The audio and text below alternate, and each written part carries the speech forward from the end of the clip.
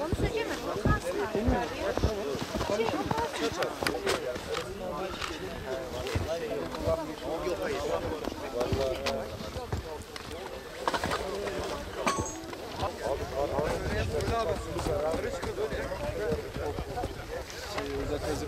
Nerede kazandı? Şuradan geçeceğiz.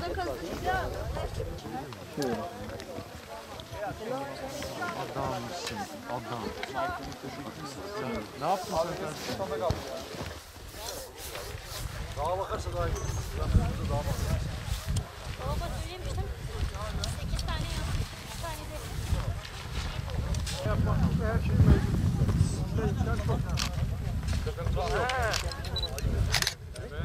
Tamam bekle onu sonra yapacağız. Sonuna geçelim.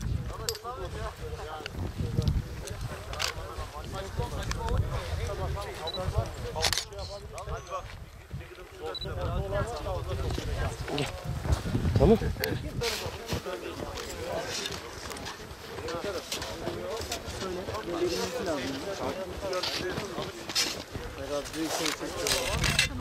Alış.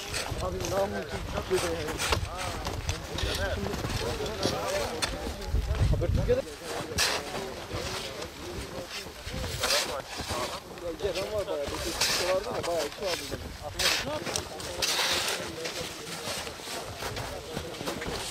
Evet. Hoş geldiniz. Yine kadar. Nereye istediniz? Alt tarafı biraz doldurmanız lazım. Benim çok fazla yağ alt tarafta. Yukarı. Metin hazırlayalım mı? Yok gerek yok. Hayır abi sen buraya bir çakımı dökeriz. Kapı patladı. Ne dedi? Her elinden işte attım olduğunu, ne yapacağınızı anlatırsanız.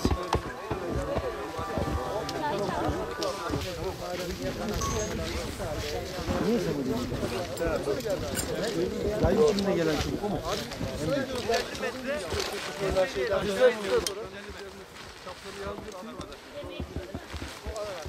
Anadolu da aynı. Anadolu da aynı. Ama geçti. Ben şahsiyi de getirmedim.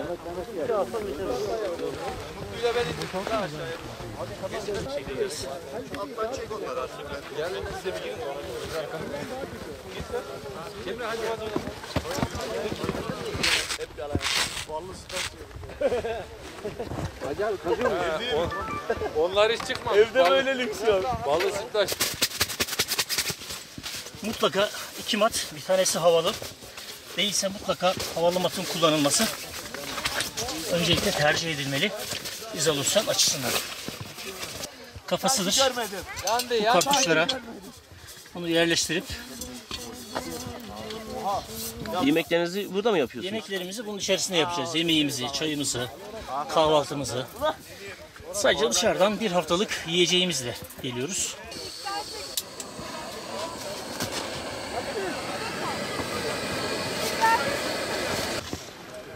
...2019 Türkiye Dağcılık Federasyonu faaliyet programındaki olan 6. ayak eğitimi Muş'ta yapılıyor.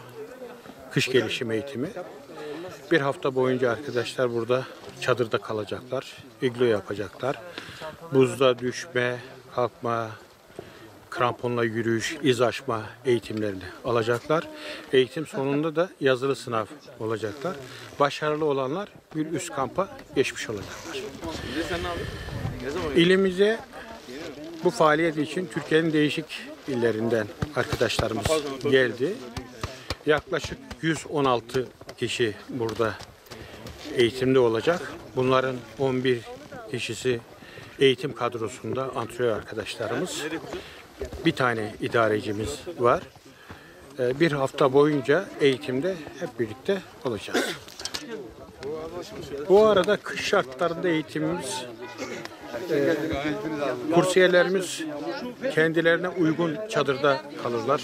Kendilerine uygun giysiler giyerler. Kendilerine uygun uyku tulumları olur. Tabii bu kış şartlarına göre değişkenlik gösterebilir. Eksi 40 derecede idame edebilecekleri giysi uyku tulumu ve çadırları mevcuttur. Ya eksi 40 derecede olmuş olsa barınmaları çadırda olacak. Hem kış şartlarına alışmış olacaklar hem de eğitimin gerektiği şekilde uygulamayı da yapmış olacaklar. Dağcılarımız kendi yemeklerini kendileri yapacaklar. Çadırın dış kısmında ona uygun, eğitim talimatına uygun bir şekilde kendi pişirme kapları var. Kendi pişirme malzemeleri var. Bunlarla kendi yiyeceklerini kendileri temin ediyor. Yemeklerini kendileri yapıyor. Türkiye Dağcılık Federasyonu'nun 16-22 Şubat tarihlerinde ilimiz Muş'ta düzenlemiş olduğu kış gelişim eğitimi. Türkiye'nin diğer illerinden gelen katılımcı arkadaşlarımızla yaklaşık 122 kişi katılıyor. İyi bir etkinlik olacağını umuyorum ilimizde. Kar kalitesi ve kalınlığı çok güzel. İnşallah ilimizde güzel bir ev sahipliği yapmış oluruz. Yaklaşık 7 gün kalacağız burada. Kış gelişim eğitiminde aldığımız temeli pekiştirmek istiyoruz burada en güzel şekilde. Bu güzel coğrafyada eğitimimizin iyi geçeceğini umuyorum. Rize bölgesinden geliyorum. Kaçkar Dağcılık Rafting Kayak Spor Kulübü'ndeyim. Bu sene 2019 kış gelişim faaliyeti için geldik. Bugün geldik daha. Haftaya Cuma'ya kadar eğitimimiz burada devam edecek. Bu eğitimden geçtikten sonra ileri karbuz eğitimine başvurma hakkına sahip olacağız. Türkiye'nin birçok ilinden sporcu arkadaşlar geliyor. Bu eğitimin bence en güzel faaliyeti, önemi daha doğrusu çok farklı illerden çok farklı insanlarla karşılaşıyoruz. Her ilde bir evimiz, bir arkadaşımız, bir dostumuz oluyor. TDF'nin bu sene kış temel, kış gelişim eğitimine katıldım. Bundan sonraki faaliyetimiz ileri karbuz olacak. Çok güzel bir yer, çok güzel bir ortam, çok güzel insanlar. Çok fazla insanlar tanıyorsun bu bölgede. Çok farklı illerden insanlar geliyor. Bir hafta boyunca burada kalacağız, çadırda. Eğitim sürecimiz olacak bir hafta boyunca. Zorlu bir şekilde kış şartlarına alışmak için. Yeri gelecek çadırda yemek yapacağız. Yeri gelecek ısınmak için belli şartlar zorlayacağız.